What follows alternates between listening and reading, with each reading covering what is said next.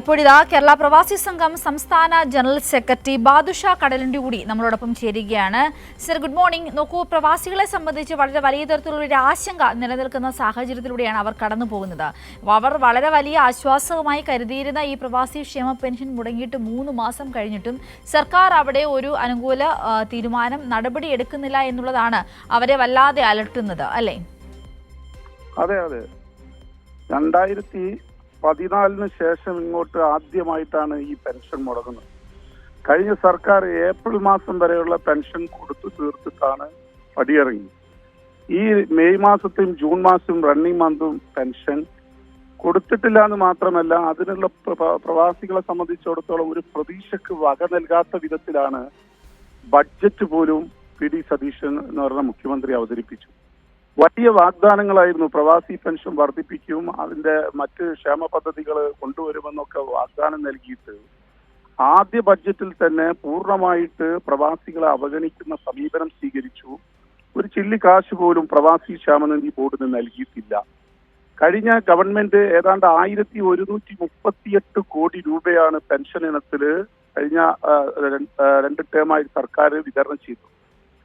അവിടെയാണ് സർക്കാർ ഈ പ്രവാസി ക്ഷേമനിധി ബോർഡിന് പ്രതിസന്ധി വരുന്ന സമയത്തെല്ലാം അതിന് താങ്ങായിട്ട് സർക്കാർ നിൽക്കുകയും ആവശ്യമായ ഫണ്ട് നൽകുകയും ഒക്കെ ചെയ്തുകൊണ്ടാണ് ഈ പദ്ധതി പോയിട്ടുള്ളത്.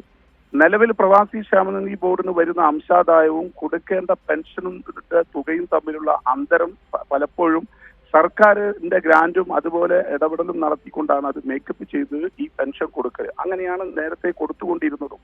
അതൊന്നും ഒരു ഔദാര്യവുമല്ല. ഈ ഗവൺമെന്റ് കേരളത്തിലെ ഗവൺമെന്റിന് അത്രമാത്രം പ്രവാസി വരുമാനം ഈ നാട്ടില് വന്നു ചേരുന്നുണ്ട്. ഏതാണ്ട് 2,16,000 കോടി രൂപയാണ് ഒരു വർഷം പ്രവാസികൾ നാട്ടിലെത്തിക്കുന്നത്. ഏതാണ്ട് 2,86,000 കോടി രൂപ കേരളത്തിന്റെ ബാങ്കുകളിൽ, സഹകരണ ബാങ്കുകളിൽ നിക്ഷേപമായിട്ടുണ്ട്. നാഷണലൈസ് ബാങ്ക് എല്ലാം നിക്ഷേപത്തിന്റെ കണക്ക് പരിശോധിക്കുമ്പോൾ ഏതാണ്ട് 10 ലക്ഷം കോടി രൂപയുണ്ട് എന്നാണ് പറയപ്പെടുന്ന കണക്കുകൾ. ഇതെല്ലാം വലിയ രീതിയിലേക്ക് പ്രവാസിയുടെ വരുമാനം ഈ കേരളത്തിന്റെ സമ്പദ്ഘടനയിൽ, അതായത് മൊത്ത വരുമാനത്തിന്റെ 19.5% സംഭാവന ചെയ്യുന്ന ഒരു സമൂഹത്തിന് അർഹിക്കുന്ന അംഗീകാരമാണ് ഈ പെൻഷനും അതുപോലെയുള്ള ക്ഷേമ പദ്ധതികളും. അതിലിടപെടേണ്ട സർക്കാർ മൗനം നടിക്കുമ്പോൾ ഈ സമൂഹത്തെ ആകെ അവഗണിക്കുന്ന ഒരു സർക്കാരായിട്ട് VD സതീശന്റെ ഗവൺമെന്റ് മാറുന്നു എന്നതിന്റെ ഏറ്റവും വലിയ സൂചനയായിരുന്നു ഈ ബഡ്ജറ്റ്. നോർക്ക എന്ന് പറയുന്ന പ്രവാസികൾക്ക് നിരവധിയായ ക്ഷേമ പദ്ധതികൾ നടപ്പിലാക്കുന്ന ഒരു വകുപ്പാണ് നോർക്ക.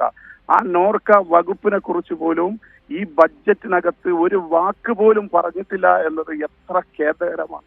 ഒരു നേരത്തെ മരുന്നിന് വേണ്ടിയിട്ട് അതുപോലെയുള്ള ജീവിതത്തിന്റെ അവന്റെ ജീവിതത്തിൽ ഗൾഫ് ജീവിതം എന്ന് പറഞ്ഞാൽ നമുക്കറിയാം, രോഗവും അതുപോലെയുള്ള മാനസികമായിട്ടുള്ളതെല്ലാം കഴിഞ്ഞ് നാട്ടിൽ തിരിച്ചെത്തിയിട്ടുള്ള മനുഷ്യന് അവന്റെ സമ്പത്തും അവന്റെ ഇതൊക്കെ ചോർന്നു പോയിട്ടുള്ള മനുഷ്യര് ഈ ജീവിതത്തിന്റെ സായാഹ്നത്തിൽ കിട്ടുന്ന ഒരു അനുഗ്രഹമായിരുന്നു ഈ പെൻഷൻ.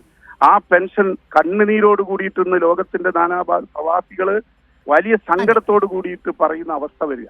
അപ്പൊ ഇത് വളരെ ഗുരുതരമായിട്ടുള്ള ഒരു ഇതാണ്. ഇത് വലിയ രീതിയിലേക്ക് ഉയർത്തിക്കൊണ്ടുവരാൻ മാധ്യമങ്ങൾ എല്ലാവരും തയ്യാറാകണം എന്നുള്ള ഒരു അഭ്യർത്ഥനയാണ് ഞങ്ങളെപ്പോലെയുള്ള ആളുകൾക്ക് മുന്നോട്ട് വെക്കാൻ. ശരി, വ്യക്തമാണ് സർ. കേരള പ്രവാസി സംഘം സംസ്ഥാന ജനറൽ സെക്രട്ടറി ബാദുഷ കടലുണ്ടിയാണ് നമ്മളോട് ഇപ്പോൾ പ്രതികരിച്ചത്.